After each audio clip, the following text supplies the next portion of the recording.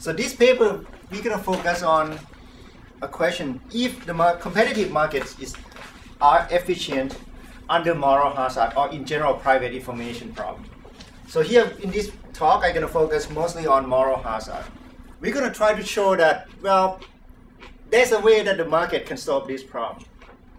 Maybe not current market, but still, there's still market institution that can deal with this problem. So here what we're going to show first is, I'm going to try to convince you that Prescott-Townsend equilibrium first is still efficient. So this is kind of still a positive point if we assume some form of preferences. Once you allow people to retrade, the consumption possibility set, or the set that people can choose from when they want to consume or they want to buy something, going to depend on all collective action of all agents. So everyone's going to choose something, right? And whatever they choose is going to turn out to give them output and consumption tomorrow. And that consumption and output tomorrow determine what the price tomorrow would be. We're going to look at the externality problem as missing market problem. What market that is missing? So we're going to think that the market that is missing is the market for contracts that contingent on spot market price itself. We would like the agent to be able to contract on and say, okay, here's my good, and I would like to buy a contract that give me this compensation, and also give me the right to buy and sell the good at this price. We call it market-based because we allow agent to contract on that, and there's going to be prices for those contracts. So it's going to be market institution. It's not like taxes or government intervention or anything. When the economy starts, everything just look the same. Okay, have the same ability, everything is the same. First, you're going to start to work. You're going to put action or effort, and then output realized, and then you consume. Okay, you consume two goods, and we're going to assume that everybody would like to consume both goods. So that means that in either condition, make sure that you don't want to have zero of either one. Okay, just for simplicity. And then A is going to be important. A is what we call action or effort. Here we have moral hazard because we assume that A is private information. So here I'm going to assume that when you take action, nobody can see it. Okay, nobody can verify what it is.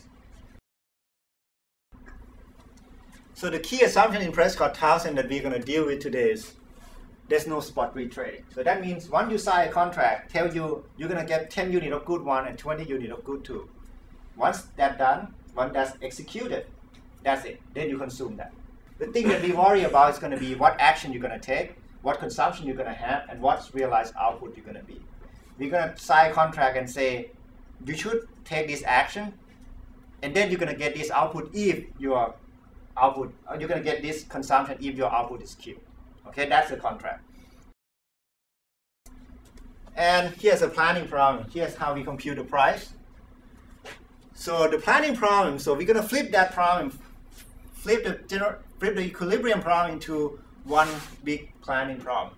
Instead of solving the equilibrium directly, we solve a big planning problem, which is one big optimization problem, maximize the expected utility subject to all constraints.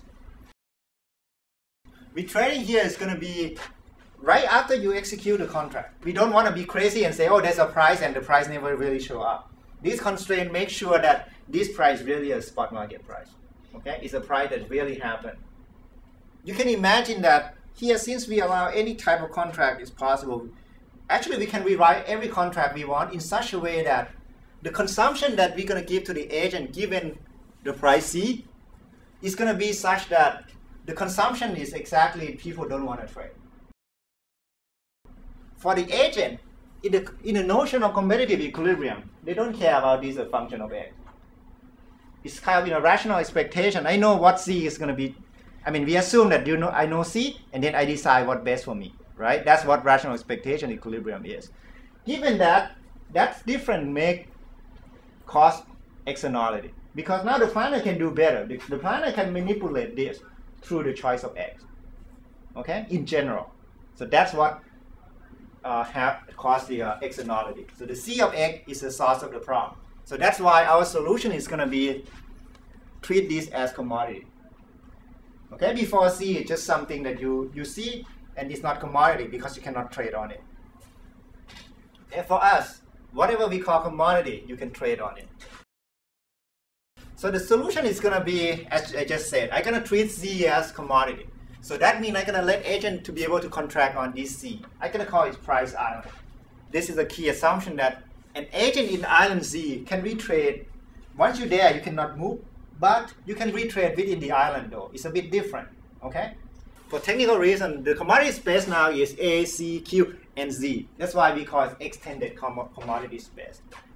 Everybody can choose whatever they want to be in, okay? X-ended. You want this Z, you can choose, given the price. So the idea is because now we allow people to trade in the commodity that caused the problem, we kind of solve the problem. It's kind of cost theorem somehow. A bit different in just the sense that instead of talking just got a property right, we're talking about how we can decide the market institution or market-based solution for this problem.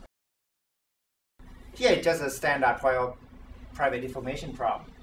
Because you have incentive constraint, and incentive constraint make it harder for you to make people work, right? Therefore, you're going to let people work less more. I mean, let more people work less.